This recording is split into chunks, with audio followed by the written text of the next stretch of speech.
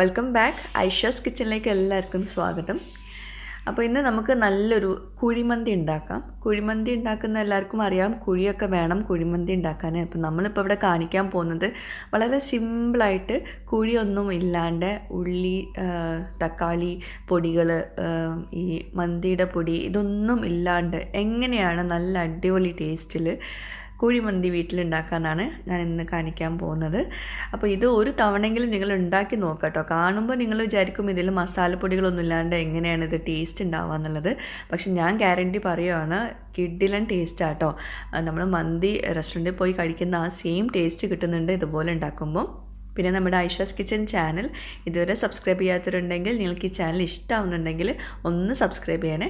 അവിടെ കാണുന്ന red subscribe button ഒന്ന് പ്രസ് ചെയ്യുക. അതിൻ്റെ കൂടെ ചെറിയൊരു ബെല്ലൈക്കൺ ഉണ്ട്, അതുകൂടെ ഒന്ന് പ്രസ് ചെയ്യുക. അപ്പോൾ ഇതുപോലെ കാണാം, ഇതിൽ ഓൾ വേണം പ്രസ് ചെയ്യാൻ, എന്നാലും നിങ്ങൾക്ക് നോട്ടിഫിക്കേഷൻസ് ഒക്കെ വരുള്ളൂ. പിന്നെ എനിക്ക് ഈ ഒരു റെസിപ്പി കിട്ടിയത് എൻ്റെ ഒരു കസിൻ്റെ അടുത്തു നിന്നാണ്. കസിന് കിട്ടിയത് ഒരു TV ചാനലിൽ നിന്നാണ് കേട്ടോ. അപ്പോൾ നമുക്ക് ആദ്യം ഇതിലേക്കുള്ള അരി ഒന്ന് വെള്ളത്തിൽ കുതിർത്ത് വെക്കണം.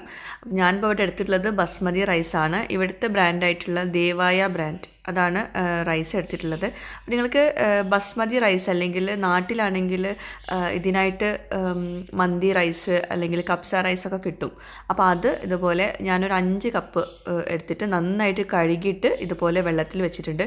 വെള്ളത്തിൽ ഒരു 10 മിനിറ്റ്, അതിൽ കൂടുതലൊന്നും വെള്ളത്തിൽ കുതിർത്ത് വെക്കേണ്ട കേട്ടോ. അതുപോലെ നല്ല വലിയ റൈസ് തന്നെ എടുക്കുക. ചെറിയ കൈമ റൈസ് ഒന്നും ഇതുപോലത്തെ റൈസ് ഐറ്റംസിന് പറ്റില്ല കേട്ടോ. അപ്പോൾ വെള്ളത്തിൽ നന്നായിട്ട് കുതിർത്ത് വയ്ക്കുക. ഇനി നമുക്കിതിലേക്ക് ചിക്കൻ വേണം. ചിക്കന് ഞാനൊരു വലിയ ചിക്കനാണ് എടുത്തിട്ടുള്ളത്. 1 കിലോൻ്റെ മേലുണ്ട് കേട്ടോ ചിക്കന്. അപ്പോൾ അതുപോലെ വലിയ പീസായിട്ട് തന്നെ കട്ട് ചെയ്യുക. ഒരു ചിക്കൻ ഒരു 6 പീസാക്കിയിട്ട് കട്ട് ചെയ്തിട്ടുള്ളൂ. അപ്പം തൈസും ലെഗും കൂടി കൂടിയിട്ടുള്ള ഒരു ഭാഗമായിട്ട് ഞാൻ കട്ട് ചെയ്തിട്ടുണ്ട്. അത് രണ്ടും സെപ്പറേറ്റ് ആക്കിയിട്ടില്ല കേട്ടോ.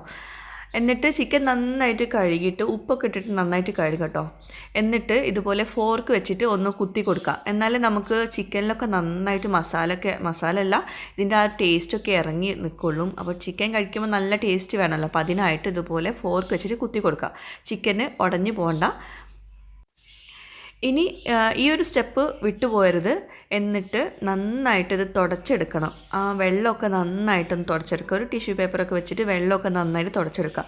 ചിക്കൻ വെള്ളത്തോട് കൂടിയിട്ട് നമ്മൾ മാരിനേറ്റ് ചെയ്യുമ്പോൾ നന്നായിട്ട് മസാല ഒന്നും ചിക്കനിൽ പിടിക്കില്ല. അപ്പോൾ അതുകൊണ്ടാണ് നന്നായിട്ട് തുടച്ചെടുക്കാൻ പറയുന്നത്. ഇനി നമുക്കിതിലേക്ക് ഉള്ള മസാലകൾ എന്തൊക്കെയാണ് നോക്കാം. അപ്പോൾ ഈ കാണുന്ന മസാലകൾ മാത്രമേ ഉള്ളൂ നമുക്ക് ഈ ഒരു ചിക്കൻ മന്തി അല്ലെങ്കിൽ കുഴിമന്തി ഉണ്ടാക്കാനും വേണ്ടിയിട്ട്. അപ്പോൾ അതിനായിട്ട് ഞാനിപ്പോൾ ഇവിടെ എടുത്തിട്ടുള്ളത് ചെറിയ ജീരകം, അത് ഒരു ടേബിൾ സ്പൂൺ നിറയെ എടുത്തിട്ടുണ്ട്. അതുപോലെ കുരുമുളക് ഇതുപോലെ തന്നെ എടുക്കുക, പൊടി വേണ്ട. ഒരു 2 ടേബിൾ സ്പൂൺ നിറയെ എടുത്തിട്ടുണ്ട്. പിന്നെ കറാമ്പൂവ്, പിന്നെ ഏലയ്ക്ക, പിന്നെ അതുപോലെ ഈ മാഗി ചിക്കൻ ക്യൂബ് ഉണ്ടല്ലോ, അത് നിർബന്ധമാണ് ഇതിലേക്ക് നമ്മൾ വേറെ പൊടികളൊന്നും ചേർക്കുന്നില്ല. അപ്പോൾ ഇതുപോലത്തെ 2 ക്യൂബ്സ് എടുത്തിട്ടുണ്ട്. 2 ക്യൂബ് എന്ന് പറയുമ്പം ഒരു ക്യൂബിൻ്റെ അകത്ത് 2 എണ്ണം ഉണ്ടാവും. അപ്പോൾ അങ്ങനെ 4 ചെറിയ ക്യൂബ്സാണ് നമുക്കിതിലേക്ക് വേണ്ടത്. 1 കിലോ ചിക്കനും പിന്നെ 5 കപ്പ് റൈസിലേക്കുള്ള മെഷർമെൻ്റ് ആട്ടോ പറയുന്നത്. പിന്നെ കുറച്ച് കളർ വേണം. നമുക്കറിയാലോ മന്തിയിൽ ഒരു റെഡ് കളറും ഒരു യെല്ലോ കളറും ഉണ്ടാകും. അപ്പോൾ അതിനായിട്ട് യെല്ലോ കളറിന് ഞാൻ എടുത്തിട്ടുള്ളത് കുങ്കുമപ്പൂവാണ്. നിങ്ങളെടുത്ത് റെഡ് കളർ അല്ലെങ്കിൽ യെല്ലോ കളർ എടുത്താൽ മതി. കാണാനുള്ള ആ ഒരു ലുക്കിന് വേണ്ടിയിട്ട് മാത്രം കേട്ടോ. ഇത് വീട്ടിൽ കളറൊന്നും ഇല്ലെങ്കിൽ ഒട്ടും നിർബന്ധമില്ല ചേർക്കണം എന്നുള്ളത്. പിന്നെ നമുക്ക് 1 കപ്പ് ഓയിൽ വേണം. സൺഫ്ലവർ ഓയിൽ എടുത്തിട്ടുണ്ട്, അതും നിർബന്ധം കേട്ടോ. ഇനി നമുക്ക് ചെയ്യാനുള്ളത്, നമ്മൾ ഏത് പാത്രത്തിലാണോ ഈ മന്തി ഉണ്ടാക്കാൻ ഉദ്ദേശിക്കുന്നത് ആ പാത്രത്തിലേക്ക് നമ്മൾ ചിക്കന്, നേരത്തെ നമ്മൾ തുടച്ച് വെച്ച ചിക്കനില്ലേ, അതൊന്ന് നിരത്തി വെച്ച് കൊടുക്കുക. അതായത് ഓരോ ചിക്കനും ഇങ്ങനെ പാത്രത്തിൻ്റെ അടിവശത്ത് നിൽക്കുന്ന രീതിയിൽ വേണം വെച്ച് കൊടുക്കാൻ. ഒന്നിന് മുകളിൽ ഒന്നായിട്ട് വെച്ച് കൊടുക്കരുത് കേട്ടോ. ഇനി നമുക്ക് ഇതെല്ലാം അതിലേക്ക് ഇട്ട് കൊടുക്കുക. വേറെ പൊടികളൊന്നും നമ്മളിതിലേക്ക് ചേർക്കുന്നില്ല കേട്ടോ. അതാണ് ഈ ഒരു റൈസിൻ്റെ പ്രത്യേകത. അപ്പോൾ നിങ്ങൾ വിചാരിക്കും മന്തി ഇങ്ങനെ ഒന്നുമല്ലല്ലോ ഉണ്ടാക്കാറ് എന്നുള്ളത്. അപ്പോൾ മന്തി മസാലപ്പൊടിയൊക്കെ ഇട്ടാലും കിട്ടുന്ന ആ സെയിം ടേസ്റ്റ് ഇങ്ങനെ ചെയ്യുമ്പോൾ നമുക്ക് കിട്ടുന്നുണ്ട്. അപ്പോൾ അതുകൊണ്ടാണ് ഞാൻ ഈ ഒരു റെസിപ്പി ഷെയർ ചെയ്യാനുള്ള മെയിൻ കാരണം കേട്ടോ. അപ്പോൾ അതുപോലെ ഇങ്ങനെ സ്പ്രെഡാക്കിയിട്ട് ഇട്ട് കൊടുക്കുക കേട്ടോ. ഇനി ഇതിലേക്ക് ഇതുപോലെ ഞാൻ പറഞ്ഞല്ലോ, ഒരു പാക്കിനകത്ത് 2 ചെറിയ സ്റ്റോക്ക് ഉണ്ടാകും. അപ്പോൾ ഈ സ്റ്റോക്ക് നമുക്ക് ഇതിലേക്ക് ഇട്ട് കൊടുക്കാം. ഇതാണ് ഇതിൻ്റെ മെയിൻ ടേസ്റ്റ് കൊടുക്കുന്നത്. നമുക്കറിയാം ഇത് അത്ര നല്ലതൊന്നുമല്ല എന്ന്, പക്ഷെ നമ്മൾ പുറത്തുനിന്ന് റെസ്റ്റോറൻറ്റിൽ നിന്നൊക്കെ മന്തി കഴിക്കുമ്പം ഇത് നിർബന്ധമായിട്ട് അവർ ഇടുന്നുണ്ട്. അപ്പോൾ നമ്മൾ എപ്പോഴെങ്കിലുമൊക്കെ ഉണ്ടാക്കുമ്പം ഇതുപോലെ ഈ സ്റ്റോക്ക് വെച്ചിട്ട് ഉണ്ടാക്കിയാലേ ആ ഒരു ടേസ്റ്റ് കിട്ടുള്ളൂ. അപ്പോൾ അതാണ് ഇത് 4 ക്യൂബ്സ് ഇതിലിടണം, എന്നാലേ ആ ഒരു ടേസ്റ്റ് കിട്ടുള്ളൂ കേട്ടോ. ഇനി നമുക്കിതിലേക്ക് യെല്ലോ കളർ കിട്ടാൻ വേണ്ടിയിട്ട് ഞാൻ കുങ്കുമപ്പൂ ഇട്ടിട്ടുള്ള പാൽ ഒഴിച്ചു കൊടുത്തിട്ടുണ്ട്. പാൽ ചെറുതായിട്ട് ചൂടാക്കിയിട്ടോ കുങ്കുമപ്പൂ അതിൽ മിക്സാക്കി വെച്ചിട്ടുള്ളത്. ഇനി അതുപോലെ കളർ ആഡ് ചെയ്ത് കൊടുക്കുക. ഞാനിപ്പോൾ ഇവിടെ എടുത്തുള്ള കളറ് കേക്കിനൊക്കെ യൂസ് ചെയ്യുന്ന ജെൽ കളേഴ്സ് കേട്ടോ. അപ്പോൾ അതാകുമ്പോൾ നമുക്ക് അത്ര റിസ്ക് ഇല്ല. അപ്പം മറ്റേ കളർ എടുത്തിട്ടില്ല, അതാകുമ്പോൾ നമ്മൾ കുഴയ്ക്കുമ്പോൾ കയ്യിലൊക്കെ ഒട്ടിപ്പിടിക്കാറുണ്ട്. ഇനി ഞാനതിലേക്ക് 1 കപ്പ് തന്നെ സൺഫ്ലവർ ഓയിൽ ചേർത്ത് കൊടുക്കുന്നുണ്ട്. ഇനി ഈ ഒരു സ്റ്റെപ്പും വിട്ടുപോകരുത്, കൈ കൊണ്ട് നന്നായിട്ട് ഇത് കുഴച്ചെടുക്കണം. ഈ ചിക്കൻ്റെ സ്റ്റോക്കൊക്കെ ചിക്കനിലൊക്കെ നന്നായിട്ട് പിടിക്കുന്ന രീതിയിൽ, അതുപോലെ താഴെ ഓയിലുണ്ടല്ലോ, ആ ഓയിലൊക്കെ ചിക്കൻ്റെ സ്റ്റോക്ക് നന്നായിട്ട് മിക്സായി കിട്ടണം. അതുകൊണ്ട് തന്നെ നന്നായിട്ട് ഇത് മിക്സ് ചെയ്യണം. അപ്പോൾ ഇതിങ്ങനെ നന്നായിട്ട് കുഴച്ചെടുത്തിട്ട് നമ്മളിത് മാക്സിമം നമുക്ക് എത്ര നേരം വെക്കാൻ പറ്റുമോ അത്ര നേരം നമുക്ക് വെക്കാം. ഞാനിപ്പോൾ ഇതൊരു ഏകദേശം ഒരു 10 മിനിറ്റൊക്കെ വെക്കുന്നുള്ളൂ. ഈ ഒരു സമയം കൊണ്ട് ഞാൻ ചോറൊന്ന് റെഡിയാക്കി എടുക്കുകയാണ്. അപ്പോൾ അതുകൊണ്ട് നിങ്ങൾക്ക് എത്രത്തോളം വെക്കാൻ പറ്റുമോ നേരത്തെ ഇതിങ്ങനെ കുഴച്ച് വെക്കുകയാണെങ്കിൽ അത്രയും നല്ലത് കേട്ടോ. അപ്പോൾ ഇനി നമുക്ക് ഇതിലേക്കുള്ള ചോറൊന്ന് റെഡിയാക്കി എടുക്കാം. അതിനായിട്ട് ഞാനിപ്പോൾ ഇവിടെ ഒരുപാട് വെള്ളം തിളപ്പിച്ചെടുക്കുന്നുണ്ട്. വെള്ളം നന്നായിട്ട് വെട്ടി തിളക്കുന്ന സമയത്ത് അതിലേക്ക് നമുക്ക് കുറച്ച് ഉപ്പിട്ട് കൊടുക്കാം. നമ്മളിപ്പോൾ നിങ്ങൾ ശ്രദ്ധിച്ചോന്നും അറിയില്ല, നമ്മളിപ്പോൾ ഇതിലേക്ക് ഒട്ടും തന്നെ ഉപ്പ് ഇട്ടിട്ടില്ല കേട്ടോ. ചിക്കൻ സ്റ്റോക്കിൽ ഉപ്പുണ്ടാവും, അതുകൊണ്ട് ഉപ്പ് ചേർത്തിട്ടില്ല. അപ്പോൾ വെള്ളത്തിൽ നമ്മൾ അരി വേവാനും അരിയുടെ ആ ഒരു ടേസ്റ്റിന് വേണ്ടിയിട്ടുള്ള ഉപ്പ് ഇട്ട് കൊടുക്കുക കേട്ടോ. ഒരുപാട് ഉപ്പ് ചേർക്കേണ്ട, കാരണം ചിക്കൻ്റെ സ്റ്റോക്കിൽ ഉപ്പുണ്ടാവും. ഇനി നമ്മൾ നേരത്തെ കഴുകി വെള്ളത്തിൽ സോക്ക് ചെയ്ത് വെച്ചിട്ടുള്ള അരി ഉണ്ടല്ലോ, അത് ആ വെള്ളമൊക്കെ നന്നായിട്ട് ഡ്രെയിൻ ചെയ്തിട്ട് വേണം ഇതിലേക്ക് ഇട്ട് കൊടുക്കാൻ. അതും പ്രത്യേകം ശ്രദ്ധിക്കുക. ആ വെള്ളത്തോട് കൂടിയിട്ട് ഇട്ട് കൊടുക്കരുത്. വെള്ളത്തിൽ സ്റ്റാർച്ചിൻ്റെ കണ്ടൻറ്റ് ഉണ്ടാവും. ഞാൻ ഫ്രൈഡ് റൈസിൻ്റെ റെസിപ്പിയിൽ മുമ്പ് പറഞ്ഞിട്ടുണ്ട്. അപ്പോൾ ആ ഒരു റെസിപ്പി കാണാത്തവരുണ്ടെങ്കിൽ അതൊന്ന് കാണാം കേട്ടോ. അതിൽ എങ്ങനെയാണ് ഈ അരി നന്നായിട്ട് കുക്ക് ചെയ്യേണ്ടത് എന്നുള്ളത് ഡീറ്റെയിൽ ആയിട്ട് പറയുന്നുണ്ട്. അപ്പോൾ നന്നായിട്ട് മിക്സ് ചെയ്ത് കൊടുക്കുക. ഇനി നമ്മൾ സാധാരണ ഫ്രൈഡ് റൈസും ഒക്കെ ഉണ്ടാക്കുന്ന പോലെ തന്നെ ഈ അരി നന്നായിട്ട് കുക്ക് ചെയ്യണം. കുക്ക് ചെയ്യുന്നത് പറയുമ്പം പുറത്തേക്ക് ഇങ്ങനെ വെന്തിട്ട് ഉടയുന്ന പരുവത്തിൽ കുക്ക് ചെയ്യരുത്. നമ്മൾ ഇങ്ങനെ എടുത്ത് നോക്കുമ്പം ഒരു 5 മിനിറ്റ് അല്ലെങ്കിൽ 7 മിനിറ്റ് ഒക്കെ കഴിഞ്ഞിട്ടുണ്ടെങ്കിൽ ഒന്ന് എടുത്ത് നോക്കുക. അതായത് നമ്മൾ കഴിച്ച് നോക്കുമ്പം അരി വെന്തിട്ടുണ്ടാവണം, എന്നാലേ പുറത്തേക്ക് അത് വേവ് ഓവർ ആവാനും പാടില്ല. ആ ഒരു പരുവത്തിലാവണം. ഞാനിതുപോലെ ഒരു ഓട്ടപാത്രത്തിലേക്ക് വേഗം ചോറ് ഊറ്റിയെടുത്തിട്ടുണ്ട്. എന്നിട്ട് ആ ഊറ്റിയെടുത്ത ചോറ് നമ്മളിപ്പം അരി വേവിച്ചിട്ടുള്ള പാത്രത്തിലേക്ക് തന്നെ തിരിച്ചിട്ട് കൊടുത്തിട്ട് ഞാൻ അടച്ച് വെക്കുകയാണ് കേട്ടോ. ഫ്രൈഡ് റൈസിലേക്കുള്ള അരി നമുക്ക് ഡ്രൈ ആയാലും കുഴപ്പമില്ല, പക്ഷേ ഇതിലേക്കുള്ള അരി നമ്മൾ ഡ്രൈ ആക്കി എടുക്കരുത്. അപ്പോൾ അതുകൊണ്ട് അടച്ച് വെക്കുക. അപ്പോൾ ഇനി നമുക്ക് ചിക്കൻ വേവിച്ചെടുക്കണം. അപ്പോൾ ചിക്കൻ നമ്മൾ ആദ്യം വേവിച്ചെടുക്കേണ്ടത് ഒരു 5 മിനിറ്റ് നല്ല ഹൈ ഫ്ലെയിമിൽ തന്നെ വേവിച്ചെടുക്കണം. അതും പ്രത്യേകം ശ്രദ്ധിക്കുക, ചിക്കൻ ഒരുപാടൊന്നും വേവിച്ചെടുക്കരുത്. 5 മിനിറ്റ് മാത്രം വേവിച്ചെടുക്കുക, അതും നല്ല ഹൈ ഫ്ലെയിമിൽ തന്നെ വേവിച്ചെടുക്കണം. അപ്പോൾ ആ ഒരു 5 മിനിറ്റിൽ നമ്മളൊരു 2 മിനിറ്റ് കഴിഞ്ഞാൽ ചിക്കൻ ഒന്ന് തിരിച്ചിട്ട് കൊടുക്കണം. പിന്നെ ഇതിലിപ്പോൾ ഒരുപാട് ഓയിൽ ഇങ്ങനെ കിടക്കുന്നത് കാണാമല്ലോ. അപ്പോൾ അങ്ങനെ ഓയിൽ ഉണ്ടെങ്കിലേ നമുക്ക് ഈ ഒരു മന്തി ടേസ്റ്റ് ഉണ്ടാവുള്ളൂ. അപ്പോൾ ഓയിൽ ഇതിലേക്ക് മസ്റ്റാണ്. അപ്പോൾ നിങ്ങളിത് പേടിക്കൊന്നും വേണ്ട, നമ്മളത് കുറച്ച് ഓയിൽ മാറ്റി വെക്കുന്നുണ്ട്. ആ സമയത്ത് നിങ്ങൾക്ക് വേണമെങ്കിൽ ഓയിൽ എടുത്തിട്ട് പിന്നെ യൂസ് ചെയ്യാണ്ടിരിക്കാം.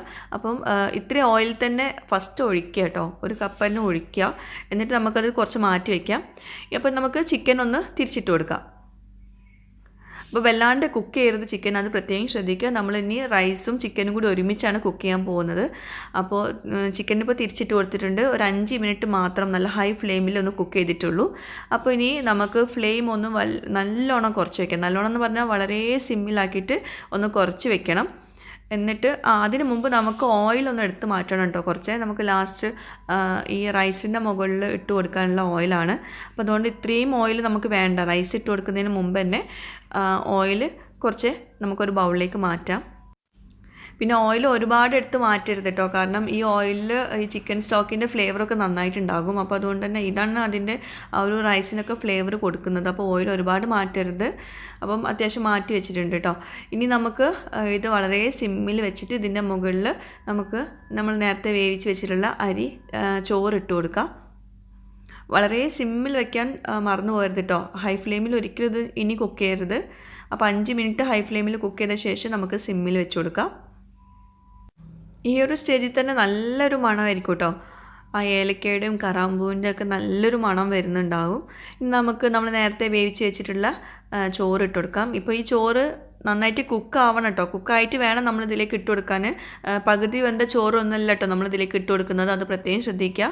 കാരണം നമ്മളിതിൽ കിടന്നിട്ട് എക്സ്ട്രാ വീണ്ടും വേവുന്നില്ല. ആ കറക്റ്റ് വേവിൽ തന്നെ ആയിരിക്കും വീണ്ടും നമുക്ക് കിട്ടുന്നത് കേട്ടോ. അപ്പോൾ അതുകൊണ്ട് നന്നായിട്ട് കുക്കാക്കിയിട്ടുള്ള ചോറ് വേണം ഇതിലേക്ക് ഇടാൻ. എന്നാൽ വെന്ത് പോവാത്ത ചോറും വേണം. അപ്പോൾ ചോറിട്ട് കൊടുത്തിട്ട് നന്നായിട്ടൊന്ന് പരത്തി വയ്ക്കുക. എന്നിട്ട് നമ്മൾ നേരത്തെ മാറ്റി വെച്ച് ഓയിലുണ്ടല്ലോ, ആ ഓയിൽ ഇതിൻ്റെ മുകളിൽ കുറച്ചൊന്ന് സ്പ്രെഡ് ചെയ്ത് കൊടുക്കുക. ഞാൻ എല്ലാം കൂടി ഒഴിക്കുന്നില്ല.